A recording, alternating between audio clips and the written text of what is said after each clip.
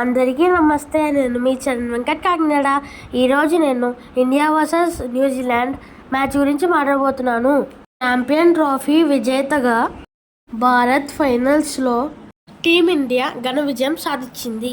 మూడవసారి టీమిండియా ట్రోఫీని కైవసం చేసుకుని విజేతగా నిలిచింది.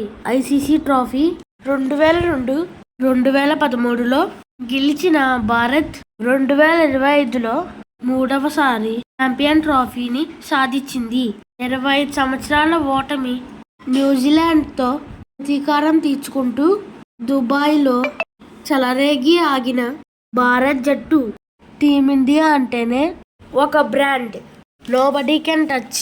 4 వికెట్ల తేడాతో ఘన విజయం సాధించింది. 76 పరుగులు చేసి విజయంతో కీలక పాత్ర పోషించిన రోహిత్ శర్మ. ఈ సందర్భంలో రోహిత్ గురించి మనం చెప్పుకోవాల్సిన విషయాలు చాలానే ఉన్నాయి. రప్పాడిచ్చిన హిట్ మ్యాన్. గెలిపించిన రోహిత్ శర్మ 29 సంవత్సరాల రికార్డు బద్దలు కొట్టి కొత్త చరిత్రను సృష్టించాడు. బగబగా మండే నిప్పుకణం ఇతనే రోహిత్ శర్మ. అతడు భరించలేని నరక యాతన కూడా ఉంది. రోహిత్ శర్మ వల్లే టీమిండియా ఓడిపోయింది అని నానా మాటలు అనేవారు. రోహిత్ తన బలాన్నే నమ్ముకున్నాడు. రోహిత్ జట్టు మనిషి. జట్టు కోసం మాత్రమే ఆడే మనిషి. జట్టులో తన పాత్ర ఏమిటో తనకు తెలుసు. ఎక్కడా కూడా తన జట్టు కెప్టెన్ అనే గర్వం, అహంకారం ఏమీ ఉండదు. ఒక స్నేహితునిగా కలిసి జట్టును నడిపిస్తాడు. రోహిత్ టీం కెప్టెన్ కాదు, టీం ప్లేయర్ కెప్టెన్. అతను అంత వేగంగా ఆడడం కారణంగానే ఇతరులపై పనిభారం తగ్గుతుంది. ఏ విధమైన ఒత్తిడి లేకుండా మిగిలిన వారు పరుగులు తీస్తారు. ఇంతటి నిస్వార్థ పరుడైన ఆటగాడు ఇంకెక్కడా ఉండడు. ఏం ఆడిచ్చావు రోహిత్, నీ ఆట చూచి పిచ్చెక్కిపోయింది అని పాకిస్తాన్ ఫాస్ట్ బౌలర్ సోయాద్ అఖ్తర్. ఇప్పుడు కోహ్లీ సీనియర్ ఆటగాడు. వచ్చే 8 సంవత్సరాలు ఆట ఆడడానికి మంచి జట్టు తయారైందని కోహ్లీ చెప్పాడు.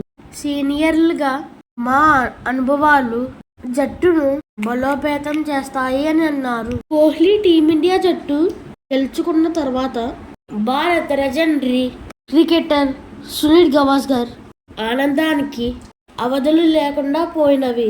గవాస్కర్ డాన్స్ చేశారు.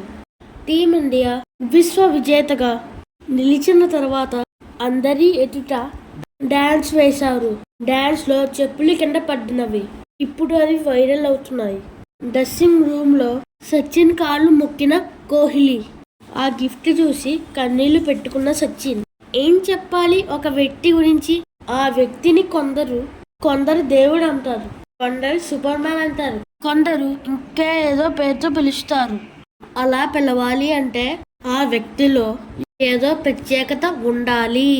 మిగతా వారిలో కనిపించని ఉప్పెన లాంటి స్వభావం, కసి, తుఫాన్లా విరుచుకుపడ్డం, సునామీలా తుడిచిపెట్టేసి ఇలాంటి దూకుడు స్వభావం ఆ వ్యక్తిలో ఉంటే ఆ వ్యక్తి ఒక మానవాతీత శక్తి అని చెప్పారు.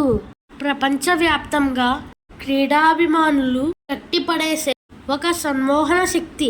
ఆయన కేవలం ఒక బ్రాండ్ కాదు, ఒక నమ్మకం, ఒక విశ్వాసం. నేనున్నాననే భరోసా. కష్టం వచ్చినప్పుడు నేనున్నానంటాడు. సమస్యలు వచ్చినప్పుడు నేనున్నానంటాడు. విజయంలోనూ నేనున్నాను అంటాడు. అవును, ఎన్ని ఏళ్ళు ఎతికినా ఆయన రూపం కనబడుతుంది.